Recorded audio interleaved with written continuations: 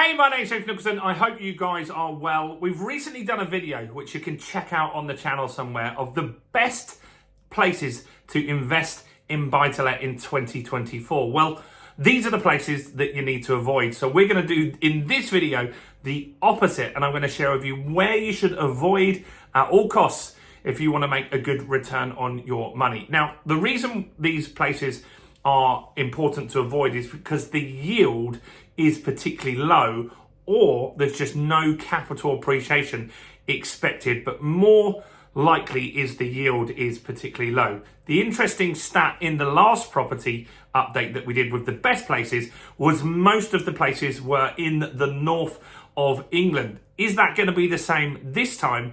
Or is it going to be down south that doesn't fare so well? So in this video, as always, I'm going to ask you to subscribe to the channel over there. Go on, do it right now. Hit subscribe and hit the bell notification. We're on the way to 20,000 subscribers now. I want to hit that in a month if we can. And while you hit it, smash the like button, tickle the like button, do something to the like button, guys. That really helps us with the YouTube algorithm. Without doing that, we don't get any views. So take a second to like it over there. So where are these places? Let's have a look. Well, some of them are close to home for me. So this office where I am right now is in Dorking in Surrey, but I live near Croydon in a place called Coulsdon. So it's interesting to see some local places come up. One of the worst places that you can invest in for yields is Guilford. And that particularly is in the GU10 postcode. Now, reasoning for that is house prices are particularly high and rents are relatively low. Now, you might live in Guilford and say, my rent's really expensive. It might be, but it's not particularly expensive compared to the value of the house. So Guilford is a really tough place to make a return. What that means is, if you're investing in Guilford, you might have to go all in cash, or you might have to put a bigger deposit than 25%. That's what happens in Surrey quite a lot. Next is Hemel Hempstead. Hemel Hempstead. And so this is another area that you're not going to see a good return on your money. Particularly the postcode HP9. So here at Hemel Hempstead, it's just one of these areas, two southern places so far that just aren't going to give you the return on the cash that you really, really want. Have some guesses before I go through with this. What areas are you expecting to see? Do comment below and let me know. Next is Ilford. And so Ilford is another one of these areas. These areas, I wouldn't rule out. What can be good in these areas is your yield is going to be low, but your capital appreciation can be high. So how could you make, this is IG4, how could you make these areas work? Well, I'm going to go, there's some more places to go through in this video, but what I want to discuss quickly is don't just abandon hope. If these are where you feel you want to invest, you can look at other strategies like HMO, so renting out as a house of multiple occupancy, or renting it out as a serviced accommodation, or renting it out to social housing. These are other options for you guys. Next is Watford. That's another tough area, particularly in the WD7 postcode. Next is Chelmsford.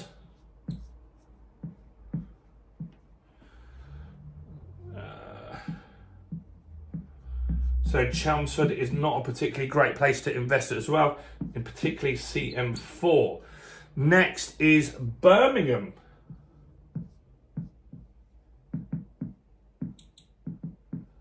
These are stats from Rightmove and Zoopla, just in case you're wondering where have these come from. B93. Interesting that Birmingham's on there, because there's a lot of people investing in the Birmingham area, but maybe that's driven up the prices and the rents haven't caught up accordingly to that. Number 7 is St Albans. Lovely place. So if you're looking at St Albans, I think you'd look at serviced accommodation. AL4, not particularly great there. Next is Kingston, which is near me. Good to go shopping, but not so good to buy a house. They are very expensive in Kingston. You get a lot of flats, new build flats in there, and they're often overpriced, and that could be a reason for that. And maybe people just aren't willing to pay the rent. It's just not enough demand there, which is interesting. Next is London, but not London as a whole. But yeah, London's hard. Anyway, London's a really tough place to invest. I think if you do invest in London, you have to do something like HMO. It just isn't going to work. Standard buy-to-let, unless you bought it donkeys years ago, or you don't mind not making a good return initially because you want the capital appreciation. I mean, London is going to trump everyone on capital appreciation. It always does, but it is volatile as well. It can go down as well. Next is another area of London, which is Slough.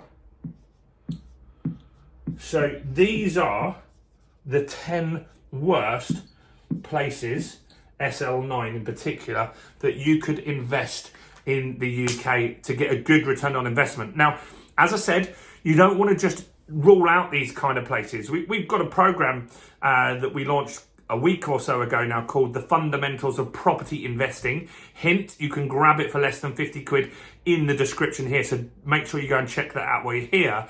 And we talk about finding your gold mine area, finding areas where these deals do stack up. But if you don't necessarily want to go and invest in the north or in Scotland or in Wales, then you can look at other strategies.